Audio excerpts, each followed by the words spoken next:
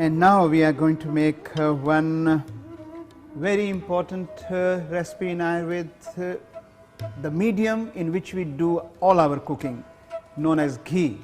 Now, as many of us know that most of the time when we talk about ghee, there will be a lot of discussion, lot of eyebrows will go up and frowning will come up there, that why we are going to use ghee.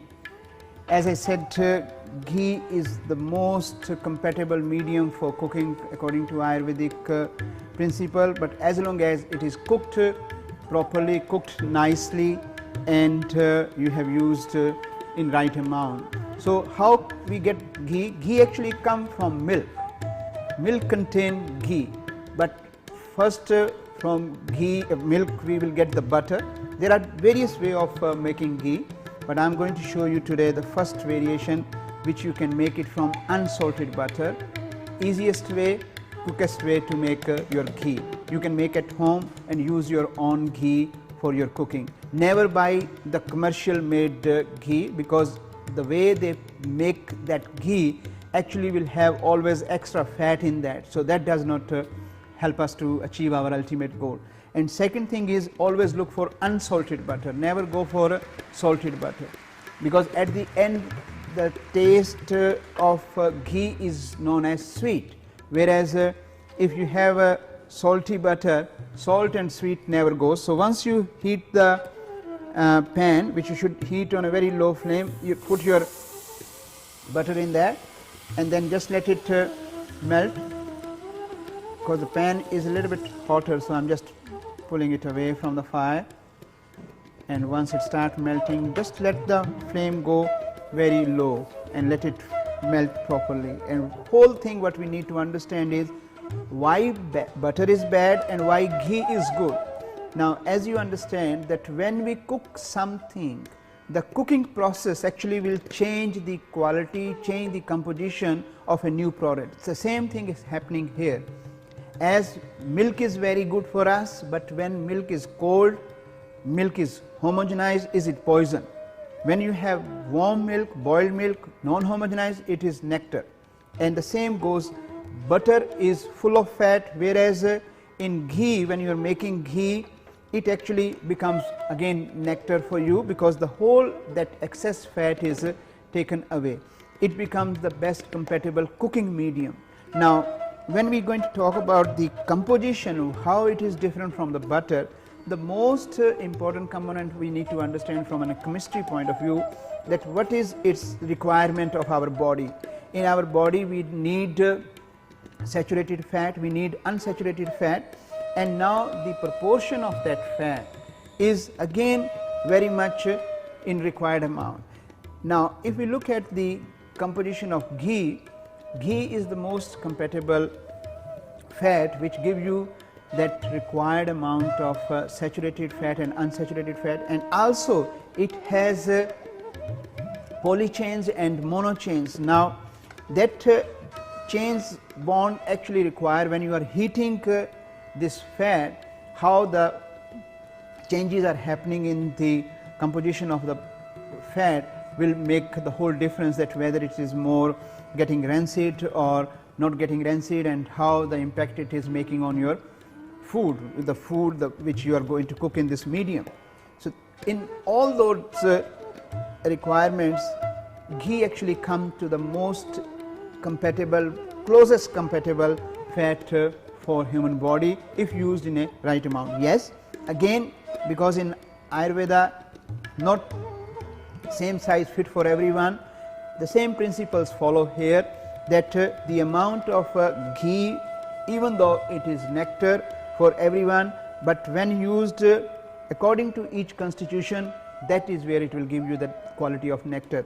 But for kapha, as we always talk about, the fat, oil need to be used in moderation. For vata, you can dip them in ghee, even that will be less, externally, internally.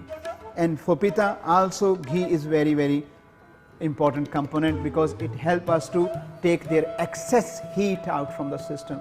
They are very, very heating naturally because of the heat component. So ghee actually the best medium for their food, because ghee bring more calming, cooling component, especially into their nervous system. We call it as Maja Dhatu. So that's where the ghee actually is such a good source of minimizing your problems like chronic fatigue syndromes, ME problems, your eyes problems, your chronic headache, your conditions like if you have a dry skin, you have a slow metabolism, all these problems even can be cured with ghee.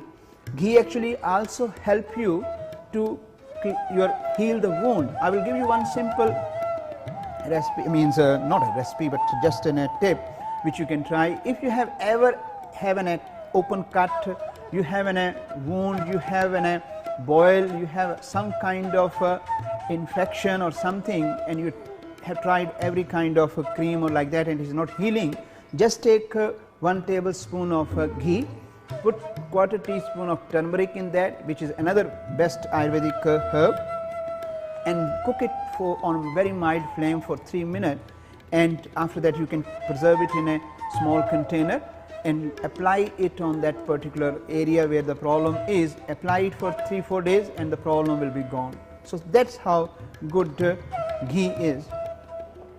Now what we need to observe in ghee is, as you can see, at the moment it is very thick.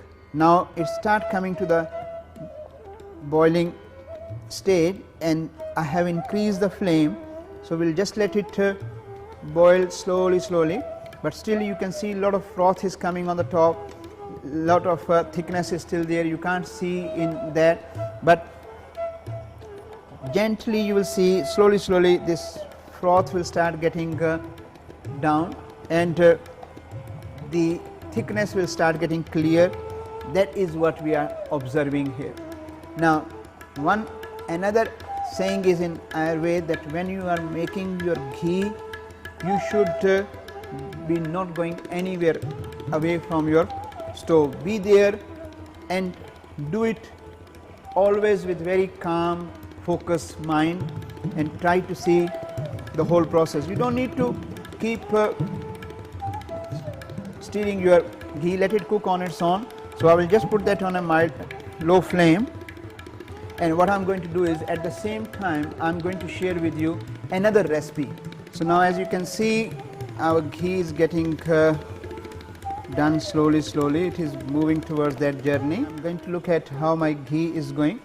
Now as you can see, it is now getting but more clear, that froth is getting less now, some kind of yellow clear color is start coming up, that is an indication. And in the beginning you have seen that it was bubbling very forcefully, now those bubbles are start settling down, so that indication is that it is getting to that stage, but it is still far off from. Now we coming back to our ghee. Now you can see it's much more getting clear now, it's a yellowish color coming up. Again, that froth is nothing but actually that fat component which comes when the ghee, this butter was melting, and now that whole froth is actually getting settled down. There are 2 ways of making ghee. Sometimes you can actually take the froth out, or you can let it get settled down on the bottom. It actually has been advised by Charka that when you are making ghee for various different constitution, you can use these skills in a different way. When you are making it for say Kapha person, definitely take the froth out. When you are making for Vata and Pitta, let the froth settle down in the bottom of your pan. So that's where these certain considerations comes up, but we are just letting it settle down there. And now you can see ghee is getting more and more calmer while our water for the tea is getting cooked. So you need to let it cook for few minutes before you add other ingredients. I will just let it go a bit more low, the tea. First I will focus on ghee now a bit more, because ghee is very temperamental. Even every food in Ayurveda require your focus, require that you should be cooking only when you are very calm, very relaxed. But with the ghee, this principle has no way any excuse, any exception. Reason is because ghee ultimately is your medium of cooking, and through your hand what is going there is all what is coming through your mind, through your thoughts. It's all in a thought processing. It's a thought which plays the major role. And now when you are going through some such thought which can have an impact on your bodily energy, the same thing will have an impact on your